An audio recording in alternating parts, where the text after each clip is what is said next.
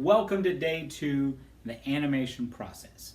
Today what we're going to do is we're going to observe the process of taking pictures. We're going to observe the process of taking those pictures and putting them in a sequential order to create motion, and then I want you to get started on your project. If I was going to have you make an animation, it's only fair if I did one for you. So you will actually watch me make an animation, and you will take that process and you will watch me do it and apply it to what you are doing. So here is my animation.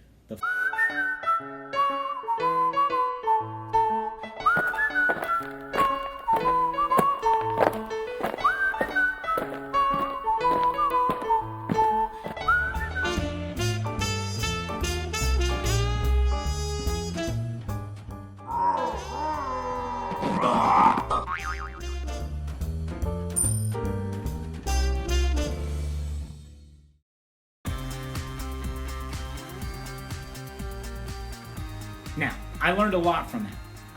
It only took about 10 pictures to draw the first part where the guy's walking in the middle. Because what we did is we drew it so that picture 10 fed back into picture 1. So what you were actually watching was a loop, 1 through 10, 1 through 10, 1 through 10, 1 through 10, to get that first part.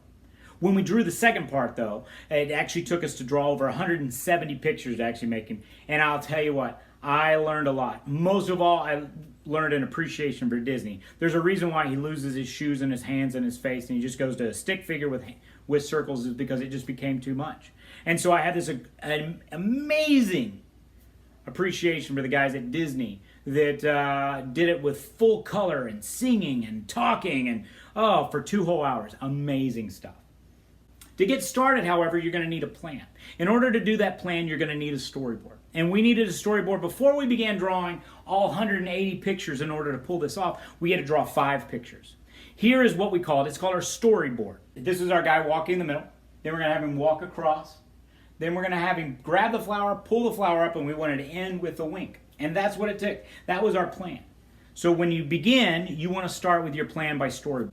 But here's what we had to do. We had to take those pictures and we had to put them into digital format. And this is what we did. What we did was we took those drawn pictures and we set them up with a camera. You can see it right here. So here is our camera, and it's up on our iPad's up on the tripod, and you can see that we got 2 rulers down there to help me put it in the right place. All I'm going to do is set picture 1 down, take a picture of it, move on to picture 2. To look at it from a different way, you can see what it looked like from my iPad's view right here. So this is what it looked like from my iPad view. You can see me take a picture, switch the picture. All right. Now let's take a look at a couple of student examples. I want you to have an idea of what you're coming up against. The first start of this project has been going for a long time. Our first time we didn't actually have iPads. Instead, what we had to do was we had to video record everything that we were doing. So I would have to set those up, or we'd have to set up an object and just video record all the movements, and then we had to go back into the video footage, turn it all into still frames, and then take those still frames and add them in order.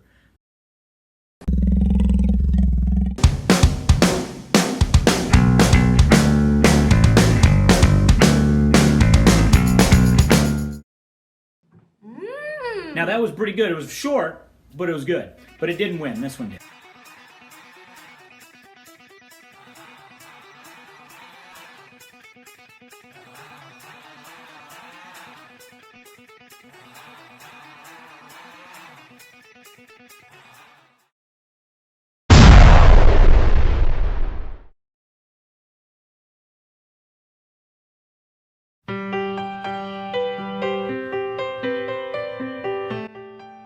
The next year, we got iPads, and things got even more creative.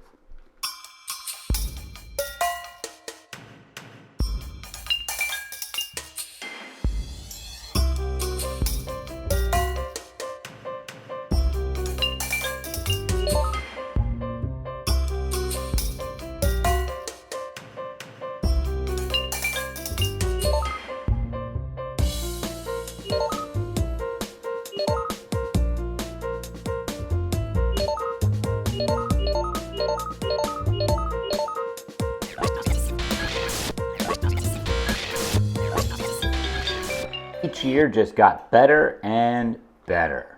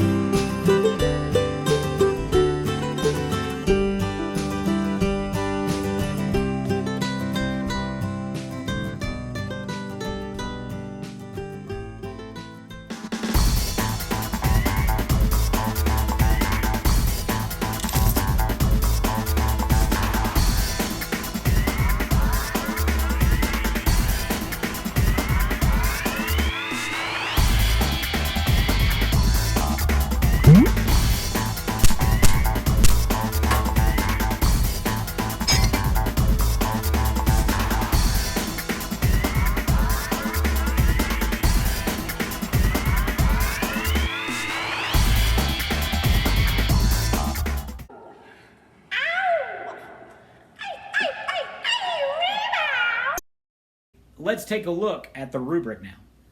You're going to create a character. Right, you get 10 points. Now, if you're going to use an action figure, it's already created for you. But if you're not, you need to draw them, you need to mold them out of clay, you need to put them together if they're Legos, you need to cut out construction paper. However it is, you need to create a character. Then you're going to capture that character in a setting. Right? So you need a setting. You need to figure out where you're going to do it. If it's a human being, you got to think about what clothes you're going to wear and where you're going to film. You need to do that. All right? Or you need to build some sort of a set or put it up against a wall or whatever it is. You need to think about the setting. Now you need to capture that character in a setting, and that character needs to perform an action. They need to turn towards the camera, raise their arms. All right? The next thing you need to take those pictures and place them in sequential order and so that it appears that it moves. You need to add titles and you add credits. You need to add background music. You need to add at least one sound effect.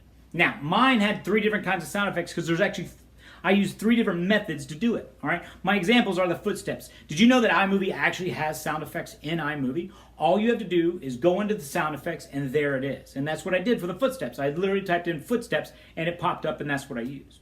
The second time was the wink. I wanted that ding sound when he winked. And there wasn't anything in iMovie. So what I did was I went to a website called Sound Bible and I typed in the word ding and several things came up. One being the sound of a coin. Somebody dropped a coin on a table and went ding and then rattle, rattle, rattle. And so what I did was I actually had them take out I took it and I edited it down to just the ding and took off the rattle, and that's how I got the ding. And the final one was the grunts. I made that myself with a voiceover. That's me going, that's it.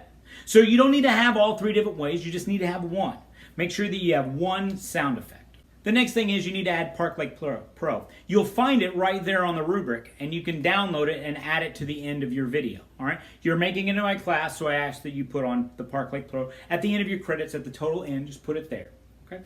Next, you need to turn in your video. That means you're going to need to share it. All right, to your camera roll. You're going to need to add it to my Google Drive, and you'll notice right here is where where you're going to turn it in, depending on your period. There's a folder for you, and then make sure it's labeled properly. If you don't label it properly on your iPad when you turn it into Google Drive, you can always go up to the 3 snowman at the top and rename it. Okay? For anyone that thinks that they can't actually get a full 100 on this assignment, that's not true. Everyone can. Your characters, I've had students turn in a spoon that went across the screen, went and they got a full 100 because it moved, it had a setting, it had sound effects, and it all played out. But this isn't just about the grade for this one, although it's important. This is about the contest because you're now being entered in to the animated short of the year. Do you remember how I said this one didn't win and that one did and this one won? Because we've been having a contest, and the winner gets their name engraved onto a trophy that sits in my classroom and has been sitting there this whole time, that has the name of both the director and the film that they made. So you can become an animator. All you have to do is submit your entry, and I'll pick the top one of the period. That nominee for this period, this quarter, will be put in with all the other periods and all the other quarters, and we'll have 16 nominees that are going to show on canvas to every student in middle school, and hopefully I can get it to the high schoolers because we send it out to them as well. And every student votes. It's like American Idol. I decide who gets to the finals, but then we let America vote, and the winner will get their name put on the trophy. And hopefully next year I will give you your very own miniature Oscar. You decide the medium, you decide the story, you decide the setting, you animate it, you make it, you turn it in. I can't wait to see what you got, folks. Here we go.